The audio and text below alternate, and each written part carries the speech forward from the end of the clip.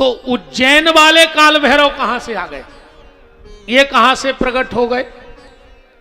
और आज भी बड़े बड़े शोधकर्ता, बड़े बड़े रिसर्च करता उज्जैन आए, 50 फीट तक खुदाई करवा ली, 4-6 फीट के बीच में, पर रोज कुंटलों कुंटलों मदिरा वहां पर काल भैरव बाबा पी जाते हैं, और आज तक कोई जान नहीं पाया कि वो मदिरा जाती कहां है। हालांकि हम भी एक बार गए थे तो सबने कहा चढ़ा दो, हमने कहा हम छुएंगे तो नहीं, पैसा हम दिए देते हैं, तुम लोग ले जाओ, हम देखते रहेंगे। सच में इतना एक बर्तन सा था, प्लेट सी मुंह पे लगाई और वास्तव में पूरा पौआ सीताराम हो गई। फिर हमें लगा कि हां सच है ये बात। तो ये उज्जैन वाले काल भैरव कहां से आ गए। ये उज्जैन वाले जो काल भैरव बाबा हैं, जब बनारस वाले काल भैरव पूरी पृथ्वी की परिक्रमा करके आए तो भगवान शंकर के सामने अकड़ के खड़े हो गए। बगल में माता गौरा खड़ी थी। बोले तुम इतने अकड़ के क्यों खड़े हो। बोले भगवान शिव ने कहा था कि पूरी पृथ्वी का परिक्रमा करना, पर तुझे क्रोध न आए। मुझे क्रोध नहीं आया, मैं इसलिए खड़ा हूं। भगवती पार्वती ने कहा यह भी तो गलत बात है कि तुम्हें घमंड हो गया, जाओ मैं तुम्हें श्राप देती हूं, तुम बेताल बन जाओ। चरणों में गिर पड़े माता के। बोले माता मुक्ति कब होगी। बोले तुम यहां से उज्जैन जाओगे बेताल बन के, और वहां के राजा जो विक्रमादित्य हैं, जब तक वो तुम्हें मुक्त नहीं कर देंगे तब तक तुम। आपने सुना होगा विक्रम बेताल की कथा, कई बार अपन ने नाम भी सुना होगा विक्रम बेताल का। यही काल भैरव बनारस वाले बाबा बेताल बने, और फिर विक्रम ने इनको श्राप से मुक्त करके और अपनी अवंतिकापुरी उज्जैन में उनका स्थान बनवाया। ऐसे ये बाबा आ गए हैं, उन्हीं का अवतार। बोलो काल भैरव बाबा की। ब्रह्मा विष्णु का युद्ध चल रहा है, और ब्रह्मा विष्णु के युद्ध में पहली बार भगवान शिव पिंडी के रूप में प्रकट हुए। इस सृष्टि में पहली बार जो भगवान शंकर प्रकट हुए हैं वो कौन से हैं पता है। वो हैं बनारस वाले बाबा विश्वनाथ।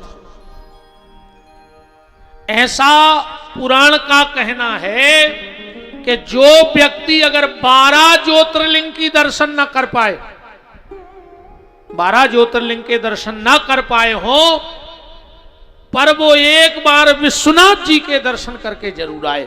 अगर विश्वनाथ जी के दर्शन कर लिए तो कहते 12 ज्योतिर्लिंग के दर्शनों का भी फल प्राप्त हो जाता है।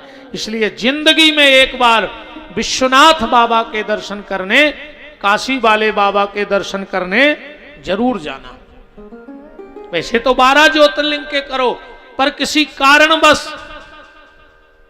स्वास्थ्य बस, धन के अभाव में अगर कहीं ना जा पाओ तो एक बार बाबा विश्वनाथ के दर्शन कराओ, तो उस व्यक्ति को मुक्ति हो जाती है इस जीवन से। भगवान प्रकट हुए पिंडी के रूप में, और आकाशवाणी हुई तुम लोग बड़ा बनना चाहते हो। तो जिसको भी बड़ा बनना है वो इस पिंडी का अंत लेके आ जाए, वो बड़ा माना जाएगा। भगवान ब्रह्मा ने कहा मैं ऊपर को जाऊंगा। बोले क्यों। बोले मेरा वाहन है हंस, और हंस ऊपर को उड़ता है। तो ब्रह्मा जी हंस पे बैठ के ऊपर को चले गए, और भगवान विष्णु बोले मेरा कई बार अवतार हो चुका है सूकर का, और सूकर को मिट्टी खोदने का अच्छा अनुभव होता है, तो मैं मिट्टी खोदता जाऊंगा और नीचे को चला जाऊंगा। कई सालें बीत गई विष्णु को माटी खोदत खोदत। एक दिन विष्णु भगवान ने विचार किया कि ऐसी तो हमारी जिंदगी न कर जे माटी खोदत खोदत, अंत मिल नहीं रहो, सुनने हमें बड़ो बनने आए। शंकर जी के लौट के आ गए, बोले आप तो ब्रह्मा जी को बड़ो बना दे, हमें ने बड़ो बनने आए। शिव जी बोले ठीक है तुम बैठ के तपस्या करो। तो विष्णु बैठ गए तपस्या के लिए, और इतनी तपस्या की, इतनी तपस्या की, इतनी तपस्या की कि पूरे शरीर से इतना जल निकला पसीना कि सारी सृष्टि में जल ही जल हो गया। ये जल क्या है? भगवान विष्णु के शरीर से प्रकट है। और भोलेनाथ को इसीलिए जल इतना प्रिय है। जब आप लोग घर में लोटा भरते हो ना जल का, तो तुम्हें तो लगता है कि हम जल चढ़ावे जा रहे हैं, पर भगवान शिव नाचने लगते हैं। बोले क्यों? बोले मुझसे मिलने मेरे नारायण आ रहे हैं जल के रूप में। उनको लगता है कि साक्षात भगवान हमसे मिलने आ रहे हैं। अच्छा, किसी और देवता को जल नहीं चढ़ता, शिव जी को चढ़ता है। यही बात पे उनके घर झगड़ा भी होगा। एक बात पार्वती जी बोली कि जा बताओ वे ब्रह्मा बाप्पा हो गए और इतने सजे धजे रेत हैं, अब तुम जा राख लपेटे बैठे रेत। शिव जी बोले देवी तुमने समझ हो हमारी मजबूरी, हम काय नहीं सजत। बोले काय? अरे बोले अब देवी तुम्हें का बताएं कि हमारी दिक्कत का है। अरे पार्वती जी बोले जो है सो है, ने कछु कमियां है घर में। हम के 10-20 जोड़ी अच्छे से कपड़ा ही ले आओ, अकेले बैठे रहे तो नग्न दिगंबर। शिव जी ने सोची ठीक है यार, घर की किलकिल रोज रोज हम ले आए कपड़ा। सो 10 जोड़ी कपड़ा ले आए शंकर जी इकट्ठे। 4 बजे शिव जी उठे, स्नान ध्यान करे, कपड़ा पहन के पूरे के बैठ ही नहीं पाए। जो एक महात्मा जी उठे, उन्हें भरी बाल्टी और शंकर जी के ऊपर चढ़ा दे, हर हर महादेव। शंकर जी भीतर उठ के गए, बोले देखो देवी ऐसे नहीं पहने कपड़ा, पैर के बैठा ही नहीं पाए, वो चढ़ा गो जल। अरे पार्वती जी बोली सुधा से जोड़ी ले आए, सो बदल ले, ये सूख पे डाल दे। शिव जी ने एक जोड़ी कपड़ा और पहने और फिर बैठे। एक 5 बजे उठो रे। अच्छा, शंकर जी के मंदिर को कुछ नियम तो है नहीं है कि टेम है, हर मंदिर को टेम है। राम जी के मंदिर की आरती को टेम है, पट बंद होवे को टेम है। रात में राम कृष्ण के दर्शन नहीं होते, हो जाते। कोनो मंदिर में 9 बजे, कोनो 10 बजे मनो पट बंद हो जाए। और शंकर जी के मंदिर में 24 घंटा जब तुम्हें टेम मिले तब चले जाओ। एक ने 5 बजे जल चढ़ा दो, एक 8 बजे उठो, सुने 8 बजे जल चढ़ा दो। एक 10 बजे उठो, सुने 10 बजे जल चढ़ा दो।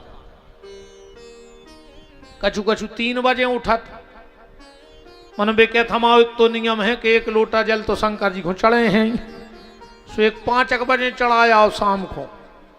शिव जी बोले देवी ये से नहीं पेरत कपड़ा।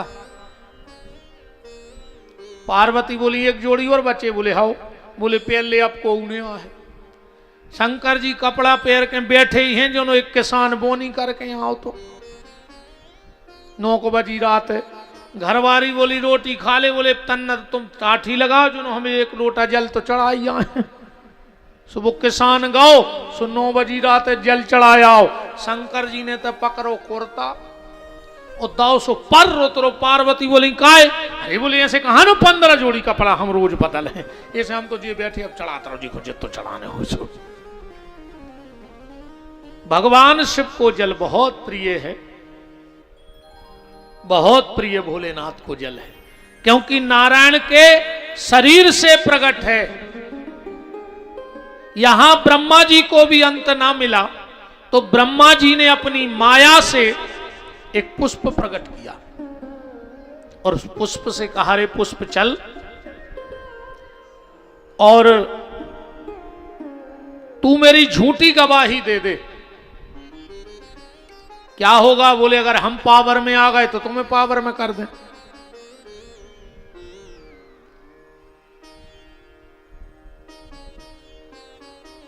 हल्ला न करो रे भैया, हरो समझो। हमारे घरे आज जो हम सो हैं तुम गाज जो ये सब कैसे हो जी। बिल्कुल हल्ला नहीं करने, जो हमें सब जानत हो ने हमें जो सकू चाहे कि तुम जजमान के घर के आओ। हाँ हाँ बिल्कुल, ये मैं को बिल्कुल न रहियो। हम को छोड़ बीमारी ने कहा 3 घंटा हम सगे बाप के मीत नहीं आए थे।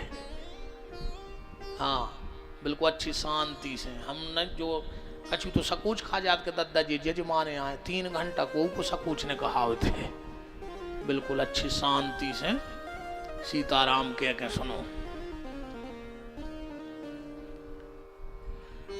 राम ब्रह्मा जी ने कहा अगर मैं पावर में आ गया तो मैं तुम्हें पावर में लाऊंगा। शिव जी के पास आए, शिव जी के पास आकर बोले कि भोलेनाथ मुझे अंत मिल गया। शिव जी बोले प्रमाण? बोले प्रमाण ये है कि ये पुष्प आपकी पिंडी पे रखा था। शिव जी तो घट घट की जानने वाले हैं, तुरंत समझ गए कि ब्रह्मा झूठ बोल रहा है। ब्रह्मा को श्राप दे दिया, ब्रह्मा मैं तुझे श्राप देता हूं, संसार में किसी भी सनातनी के घर में तुम्हारी मूर्ति के रूप में पूजा नहीं होगी। ये मेरा श्राप है तुम्हारे लिए। ब्रह्मा विष्णु महेश देव हैं, पर एक भी व्यक्ति हाथ उठा के बता दो कि हमारे घर में ब्रह्मा जी की मूर्ति रखी है किसी के घर में ब्रह्मा जी की मूर्ति? किसी के घर में पूजा नहीं, क्योंकि यह भगवान शंकर का श्राप है ब्रह्मा के लिए। ब्रह्मा जी चरणों में गिर पड़े, बोले दादा हमसे बहुत बड़ी गलती हो गई, बहुत बड़ी गलती हो गई, मुझे माफ कर दो। ब्रह्मा जी शिव जी तो क्षणे रुष्टा क्षणे तुष्टा, रुष्टा तुष्टा क्षणे क्षणे। कहा ब्रह्मा श्राप दे दिया है, पूजा तो तेरी कहीं नहीं होगी, पर जब तू सारी सृष्टि बना लेगा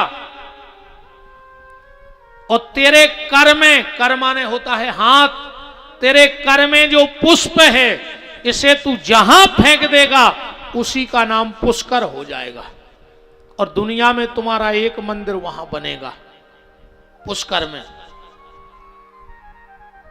ब्रह्मा जी बोले हम उतहीं बैठे रहे और कहूं आ जाने पे।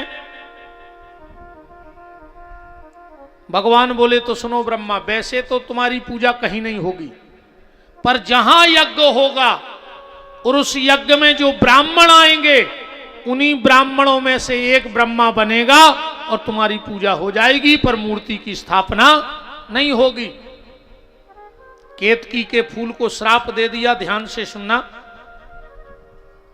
केतकी तूने झूठ बोला है, जा मैं तुझे श्राप देता हूं, आज से जिस भी पूजा की थाली में तुझे रख दिया जाएगा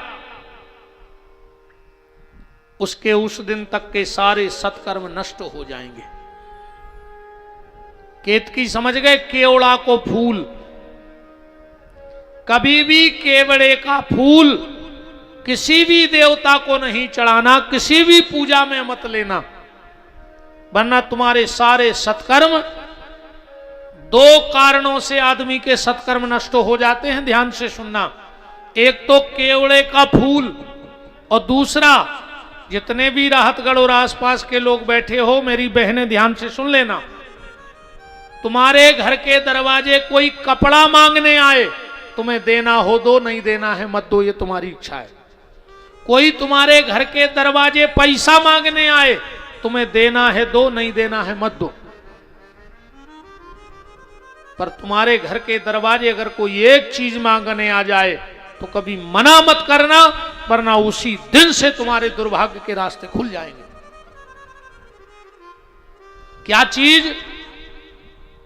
तुम्हारे घर के दरवाजे अगर कोई रोटी मांगता हुआ आ जाए, अगर तुम्हारे घर के दरवाजे को जाके भैया बहुत भूख लगी 2 रोटी दे दे, और अगर घर में 2 रोटी हो और तुमने ना खाई हो तो तुम दिन भर की भूख सह लेना, पर घर के दरवाजे से किसी को भूखा मत जाने देना।